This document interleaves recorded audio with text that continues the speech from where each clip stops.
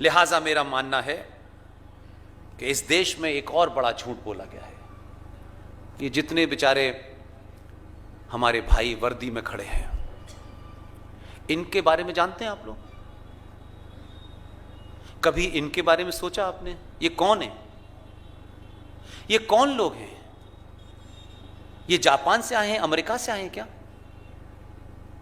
ये मैं आपकी सभा में ही बोलता हूं, बाकी जगह नहीं बोलता।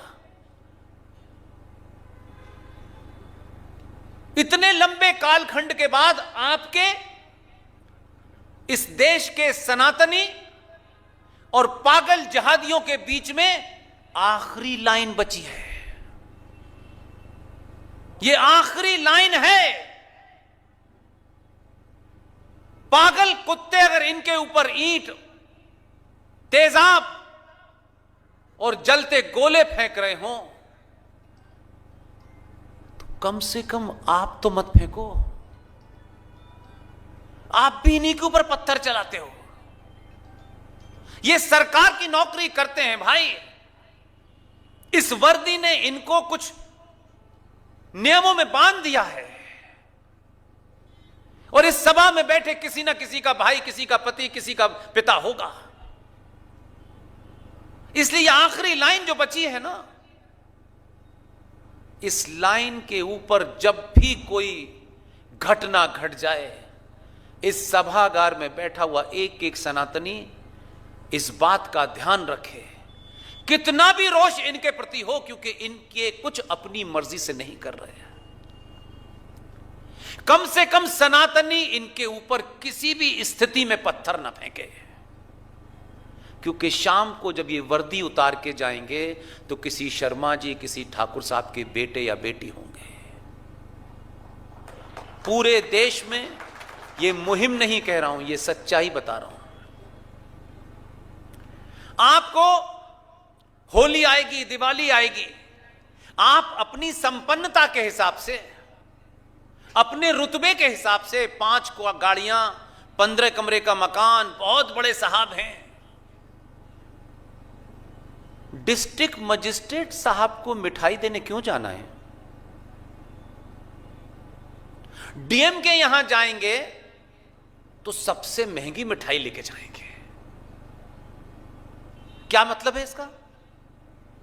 ताकि रसूख बढ़ जाए, जान पहचान बढ़ जाए, कुछ काम हो जाए। उनके पास मत जाइए, वो बहुत संपन्न लोग हैं। होली होगी, दिवाली होगी, कोई त्योहार होगा, ये भी सनातनी है ना, इनके भी बच्चे हैं, इनकी भी पत्नी है, इनका भी मन करता होगा कि मैं जाऊं, पटाखे छुड़ाऊं। इन्होंने वर्दी पहन ली है तो इनका हमको दुख नहीं है। आपसे एक ही निवेदन है, जितने भी सनातनी मानने वालों के बड़े पर्व हैं, कम से कम जब आप सुरक्षित पटाखे चला रहे होते हैं, होली खेल रहे होते हैं, तब ये वर्दी में आपके होली के रंग को भंग ना करें, उन जिहादियों के सामने लाइन बना के खड़े होते हैं।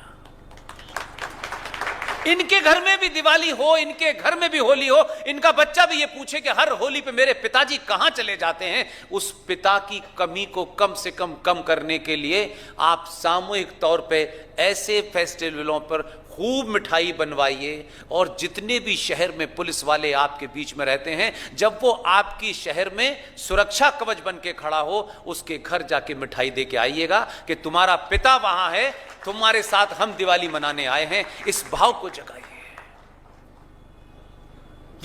ये आखिरी बचे हैं, आपको अंदाजा नहीं है, इसलिए मैं बार बार ये आखिरी लाइन कह रहा हूं। जम्मू कश्मीर में सबको पता है क्या हुआ 89 में, सबको पता है। और अब तो फिल्म बन के बता दिया गया है, तब तो पता ही चल गया होगा, क्योंकि उससे पहले तो हमें पता ही नहीं था, क्योंकि हर बात हमें फिल्मों से ही पता चलती है। बिना फिल्म के हम जानते ही नहीं है। फिल्मों ने ही हमें बताया कि सुंदरता की निशानी तैमूर की अम्मी है। उससे पहले हमें पता ही नहीं था कि सुंदर क्या, क्योंकि हमने सुंदरता देखी नहीं थी भाई।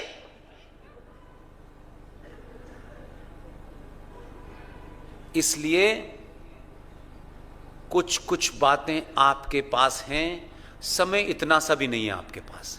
ये जिन लोगों को गलत फहमी हो गई है ना, वो ये इल्यूजन में रह रहे हैं।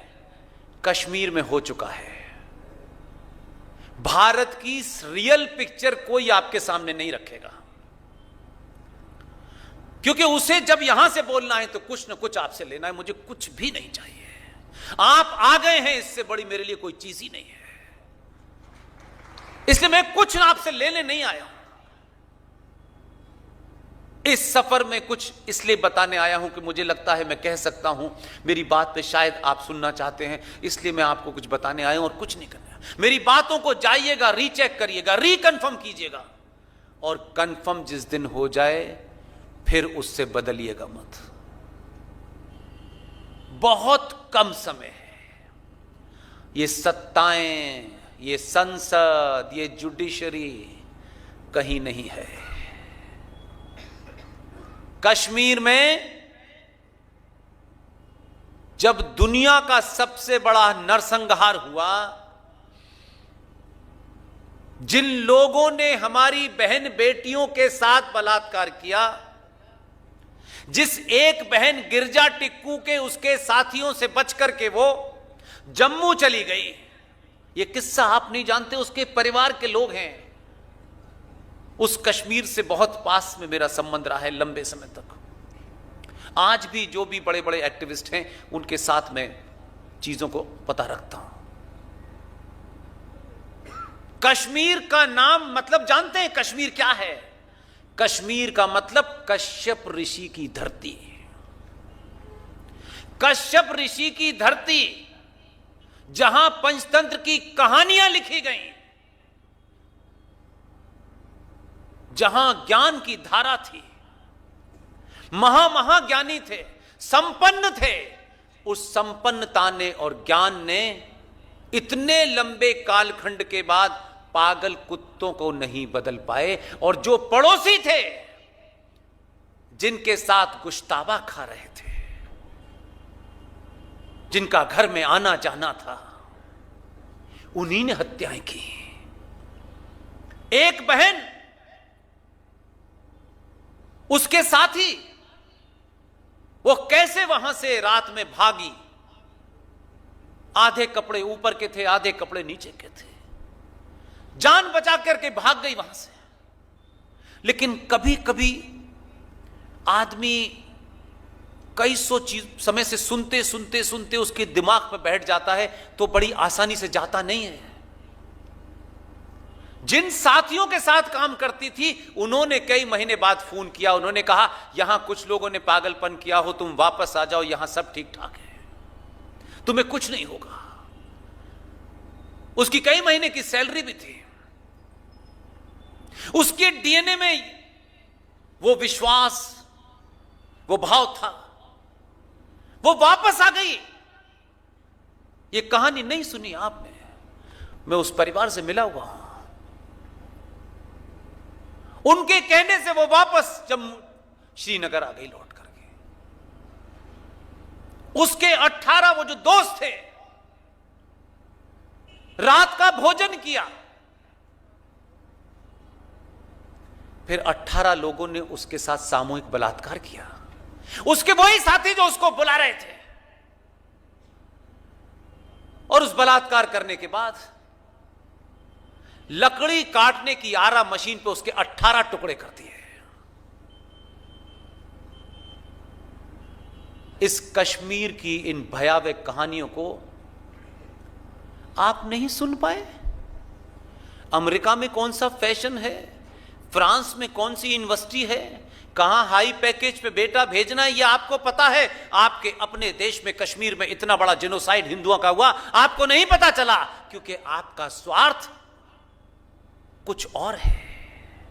शर्मा जी के घर में 2 गाड़ियां हैं, तो मेरे घर में 5 क्यों नहीं है? किसी भी तरह से शर्मा जी को छोटा दिखाना है। हम शर्मा जी से बड़े हैं, कोई ठाकुर साहब से छोटा है, कोई इससे बड़ा। आपरी द्वंद्व, जलन, हसद, इसलिए आपको दिल्ली में, हिंदुस्तान में बैठे हुए लोगों को कश्मीर के अंदर क्या हुआ 89 में यह पता नहीं चला। एक सब्जी बेचने वाला रफीक आपके मोहल्ले में 30 साल पहले बताता था, इजराइल शैतान है और फलस्तीन के लोगों को मार रहा है। जब मोबाइल नहीं था, इसको कनेक्ट कहते हैं। आज भी आप सुनते बहुत हैं, आप ताली तो बजाते हैं, वाह क्या बात है, मोदी जी ने यह कर दिया, क्या बात है।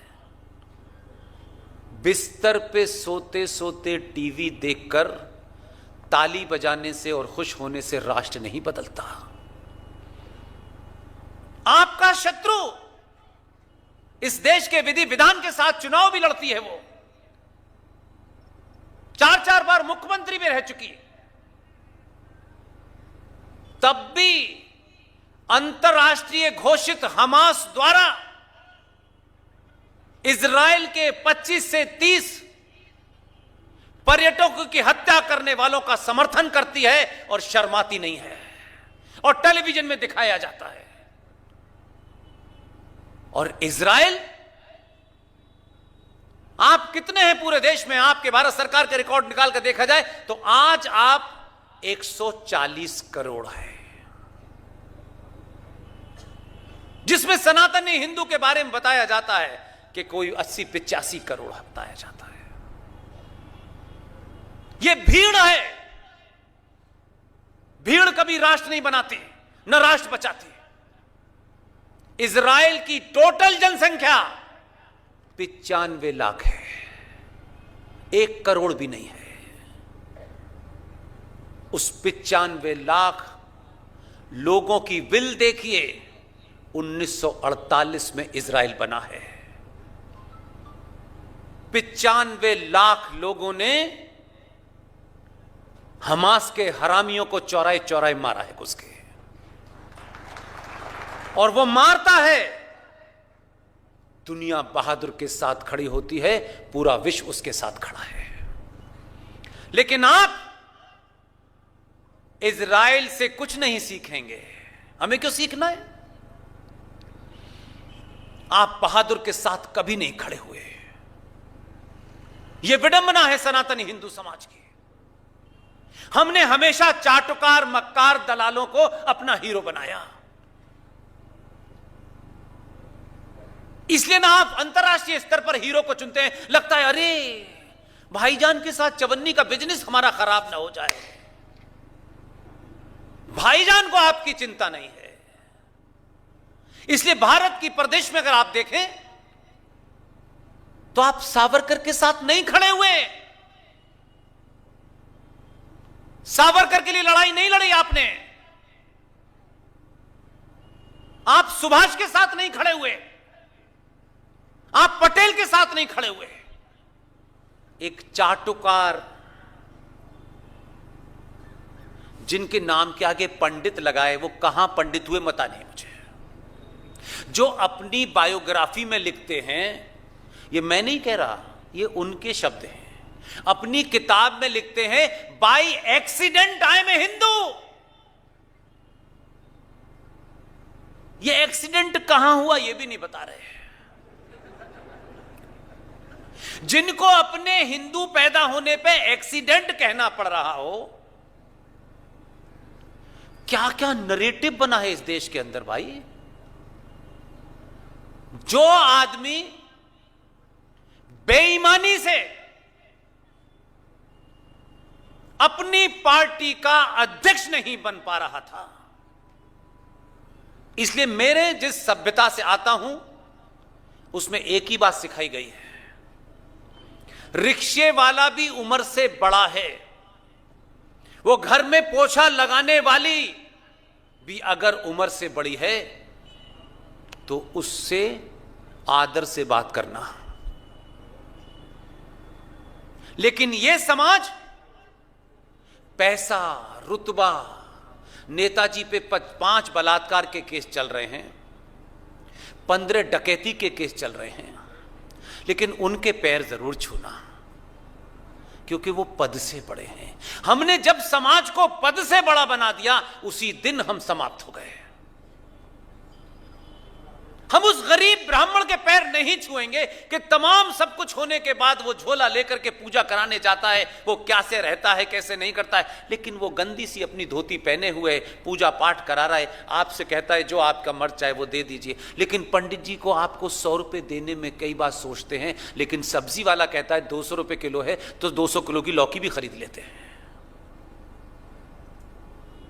लेकिन जो कथा कराने उससे भोलताव करते हैं मेरे भाई, वो तो एक बहाना है कि वो कथा कराने आना है। आपको तो उसका इस बात का ध्यान रखना होगा कि मेरी संस्कृति की, सभ्यता की, परंपराओं के उन चीजों को वो जिंदा रखे हुए है, ये कभी भी इसका मन कमजोर ना हो, ये कभी डिगे ना, कभी इसको अपनी कथा के अंदर इसकी भूख, इसकी कमजोरी जाहिर ना हो जाए। उसके मान सम्मान को रखते हुए चुपचाप से आपने कभी उसको पैसे दिए कि पंडित जी आपने कथा बहुत अच्छी कराई, उससे भावताव करते हैं आप कि पंडित जी कितना लेंगे, क्या बात है। कभी पिक्चर की टिकट, हकले की पिक्चर देखने गए, पूछा कितने की टिकट है, क्योंकि उसमें तो आपको लगेगा अरे नाक कट जाएगी, हम पिक्चर के बारे में पूछ रहे हैं। आपने खुद अपने लिए गड्ढा खोदा है। इसलिए एक अभी उन्हीं के वंशज कल परसों भाषण दे रहे थे, अद्भुत भाषण था उनका, लेकिन उनका बैकग्राउंड जाने बगैर आप इसको दोष दे रहे हैं। वो एक्सीडेंट से पैदा हुए थे, इनका एक्सीडेंट पता नहीं चल रहा है, इनके साथ दूसरा संकट है, उनके साथ दूसरा संकट था। और कैसा नैरेटिव बनाया गया इस देश में कि भारत में सिर्फ यही घपला नहीं हुआ, इससे बड़ा घपला हुआ है। लेकिन इस मंच से मैंने शुरू में कहा, कद से नहीं, पद से नहीं, जो उम्र में बड़ा है, अगर उसने महापाप भी किया है तो पूरे आदर के साथ उसके महापाप को एक्सपोज कीजिए, भाषा की मर्यादा रखते हुए। जिनको हम राष्ट्रपिता कहते हैं, पहले तो मैं ये सवाल पूछ रहा हूं कि जब आप नारा लगाते हैं भारत माता की जय, तो भारत माता का पिता कब हुआ ये मुझे बताओ। भारत माता का पुत्र होगा, भारत माता का पति भी हो सकता है थोड़ी देर के लिए, लेकिन भारत माता के पिताजी 47 में कैसे हो गए हैं? ये सवाल तो पूछो कि हम जिन्हें पिता कह रहे हैं, पिता कहां हैं, वो किन कारणों से पिता हैं। लेकिन चलो मान लेते हैं थोड़ी देर के लिए, कुछ राजनीतिक झूठ पटल के चक्कर में ये हो गया, लेकिन मेरा प्रश्न छोटा सा है, मैं कोई बड़ी बात नहीं कहना चाहता। जिस देश की तथाकथित 15 अगस्त 1947 की आजादी के समय, जब 1946 के अंदर एक महान कार्य हो रहा था जो देश को नहीं पता, यहां के सारे युवा जो बैठे हों, इन डेट्स को इसलिए याद रखिएगा कि ये डेट आपको बहुत काम आएगी। ये किसी इतिहास की किताब में इन डेट का अलग अलग जिक्र है, जब आप उसको क्रमबद्ध जोड़ेंगे तो आपको पापी का पता चलेगा।